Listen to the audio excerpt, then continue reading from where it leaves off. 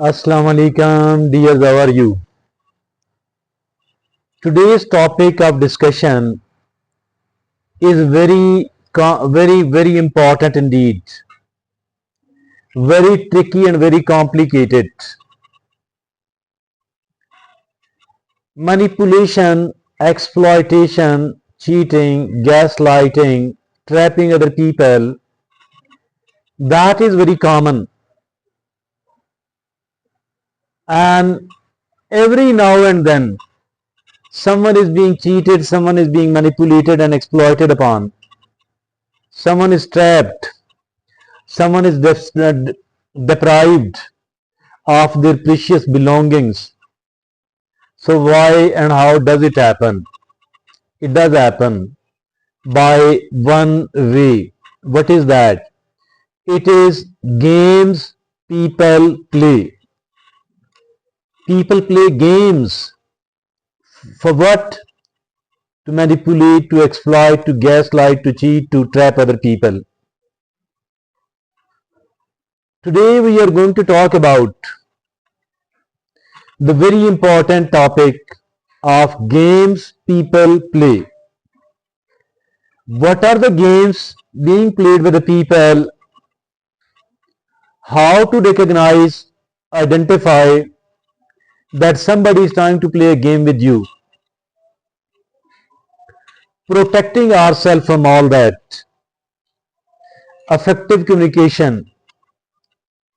And the different aspects of all this matter, which comes under the heading of games people play.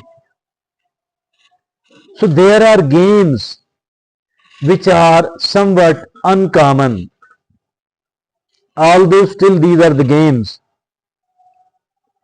and it might become common in the near future as well. But some of the games are very common nowadays. Those which are common enough nowadays are going to be discussed and debated upon in our today's talk. 5 of the games are very common. 5 of the games are very common nowadays. The first one is blame game. That is shifting responsibility onto others. Shifting responsibility of something bad done by they particular people, done by they themselves. They are blaming others. They are shifting the responsibility on the other people. So that is the game number 1. The second common game, that is manipulation. Manipulation. What is it? Using guilt, anger, or self-pity to trap others. Using guilt by creating the guilt feelings in the mind and the hearts of the people, like you should have done this thing, but you failed to do. That is how the guilt is being created. Like you shouldn't have done this thing, but still you did that. That is another way of creating the guilt in the mind and the heart of the people. Or you didn't do it the right way. That is another form of creating the guilt in the other people. Or you did it too late. That is another form of creating the guilt in the mind and the heart of the people. So the second game is manipulation. Using guilt, anger. You are angry upon those people. Why? Because you want to trap and manipulate them. Because you are trying to harass them. Because you are trying to rattle them. So that is manipulation by using guilt, anger, or self-pity. Self-pity means making somebody feel that they are miserable people. They are very weak. They are miserable. So creating a feeling like that one means disempowering those people, snatching their self-confidence, and then using it the way you want to use it. So the second game is manipulation. The third is gaslighting. What is this gaslighting, by the way? It is distorting reality. distorting reality to control the other people. How the reality is distorted, like if at all something happened in the past, this or that, but you are totally denying it. You are saying it didn't happen like that. You have forgotten, or you are trying to cheat me. Actually, you yourself are a cheater, and that is you are trying to do by distorting the reality. You are trying to gaslight the people, or by saying them that your mind does not work properly. You are unable to make the right sort of choices. You are unable to take the right sort of decisions, and that is also gaslighting. The purpose is to disempower the other people. The purpose is not to let other person feel confident enough, snatching the confidence from those people, making them weak enough, making them feel weak enough, so that you are better able to gaslight them. The fourth game, which is very common, that is passive aggressive behavior. Passive aggression. What is this passive aggression? It is indirectly expressing negative feelings. Somebody is expressing the negative feeling about you, but not directly. It is quite indirect. So they want to keep themselves safe enough. They don't want to expose that they people are expressing the negative feelings, the negative attitude toward you. So they are doing it, which is called passive aggression and the passive aggressive behavior. The fifth and last common game, that is playing victim.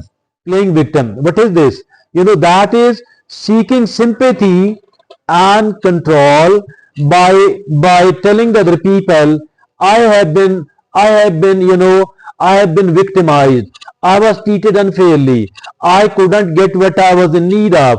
I couldn't get what was my basic right. So that is creating a kind of that is playing victim, seeking sympathy and control. These are the 5 common games. Now we have to recognize whether somebody is trying to play the game with us or not. How can I or you or somebody who is a thoroughly gentleman, who is not a cheater or any doing anything unethical. So how can we identify that somebody is trying to play a game with us? Again, there are 5 ways to recognize. The first way is that is pay attention to inconsistencies. Whatever they are telling you, so there are a lot of inconsistencies. We have our way is to find out what is the inconsistency, and if at all we are able to find even one inconsistency, that is enough proof that this person is trying to play a game, and this person is not fair enough, this person is not ethical enough, this person is a crook. So that is the one way. The second is watch for emotional reactivity. The way they react when you are trying to make them emotional, that is watch for emotional reactivity. The third way to recognize the game, that is identify self-serving patterns. Obviously, whatever they are trying to get, whatever they are trying to motivate or persuade you, that is all self-serving pattern. So our way is to find out what is the self-serving pattern. If at all there is one, it automatically means that they people are trying to play a game with us. And the fourth way to identify, that is notice evasive or vague communication. Noticing that the person is trying to evade any sort of direct communication, mean not answering you what you are trying to ask. They people are evading that question. It means that there is something fishy, there is something wrong, or that is vague communication, not clear enough, murky communication, not a clear communication at all. That is a vague communication, and that is evasive and vague communication. The fifth way to recognize these people, the game is being played, it is feeling uneasy or controlled Every time you feel uneasy or you think that you are being controlled, it means that somebody is trying to play a game with you. So we talked about the common games people play. We also talked about how to recognize the game. At the third step, we are going to talk about how to respond effectively. Responding them effectively, that is very important. And there are 5 ways to respond them effectively. Number one, it is set clear boundaries. Setting clear boundaries. These are the limits. These are the rules and the regulations. You have to obey it. You cannot overstep the boundaries. You cannot violate my boundaries. Otherwise, I am going to do something totally different and unexpected. So for that reason, these are the boundaries which are clear enough. I told you once and for all, don't have to overstep, you don't have to violate, you have to rather respect my boundaries. Set clear boundaries. Number two, stay calm and objective. Staying calm is very, very, very important indeed. Never be nervous. Never ever be nervous at all. Don't get rattled at all. Stay calm, because if at all you are calm enough, objective enough, only then you can make the right sort of choices. Only then you can make the right sort of decision. So that is very, very important indeed. Stay calm and objective. The third is avoid taking the bait. Do not take the bait at all. Otherwise, you are going to be trapped. Do not take the bait at all. Never take the bait. Don't be greedy at all. That is, avoid taking bait. The fourth way to respond effectively is seek clarification. Seeking clarification. Ask plenty of clarifying questions, and if at all they don't respond you properly, it means that they are trying to trap you. Something is fishy. They are playing a game with you. That is why they are not answering your clarification. Ask clarifying questions. That is, seek clarification. Unless, till you are satisfied enough, ask plenty of questions. And if at all they are unfair, unethical, they will not be willing to answer you your questions. And the fifth and last way for responding effectively, it is refuse to engage. Refuse to engage. Do not get engaged with a cheater, with somebody who is trying to act in an unethical or immoral way. That is, refuse to engage. Now the next step is protecting ourselves. Protecting yourself. Number one, maintain emotional distance. Maintaining emotional distance. The second way to protect yourself is don't internalize their behavior. Do not internalize their behavior at all. The third is prioritize self-care. Self-care is the number one priority. Prioritize self-care. The fourth way to protect yourself is seek support from trusted others. Asking for support from the trusted people around you. Are the trusted people outsiders, but seeking support from trusted others. The fifth way to protect yourself is consider distancing or limiting contact. Make your contact limited one and distance yourself from those people. So these are the 5 ways to protect yourself. Now there are certain ways to communicate effectively. Effective communication. Number one, use I statement. Using I statement means I feel like this one. Every time you are not giving me the clear information, I feel like this one. I feel cheated. I feel nervous. I feel rattled. I feel, I don't feel comfortable at all. Every time you are acting you are acting in a wrong way. Every time you do this, so I don't feel comfortable. This thing is called using I statement instead of using the you statement. Now the second is focus on the issue, not the person. focusing on the issue, not the person at all, focusing on what they're trying to get, what they're trying to discuss, what they want from you, focusing on the issue. The third thing for the effective communication is avoid assumption. Do not assume this thing has happened, this person is this one. Do not assume at all. Avoid assumption. Act upon the reality, not the assumptions at all. And now the fourth way for the effective communication is seek mutually beneficial solutions. Seeking of mutually beneficial solutions.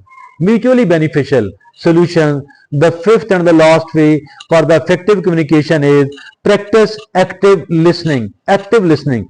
Actively listen whatever they are going to talk about, whatever they are talking to you. Listen to all that with the full of your attention. So these are the 5 ways for the effective communication. Now there are certain reminders. Certain reminders we need to keep reminding ourselves repeatedly. Number 1, you cannot change others.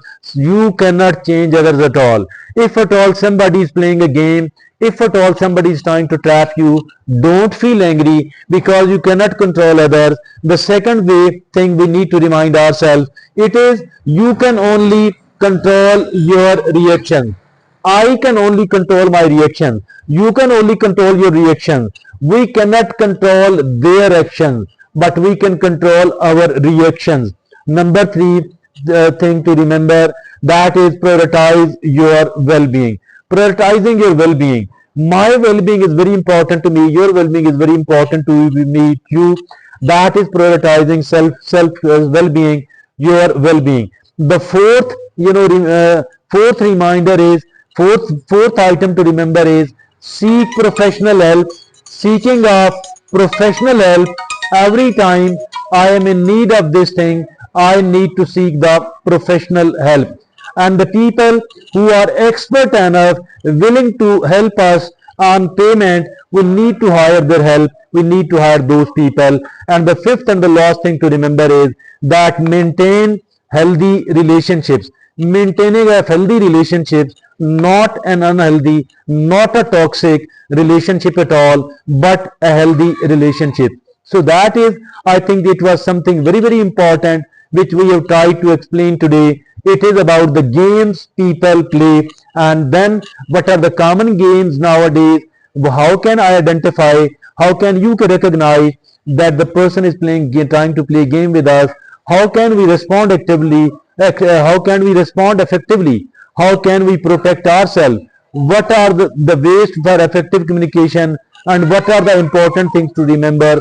That is all. We spoke in length today. I think it is something really worth listening for the second time. That's all from me at the moment. Thank you very much.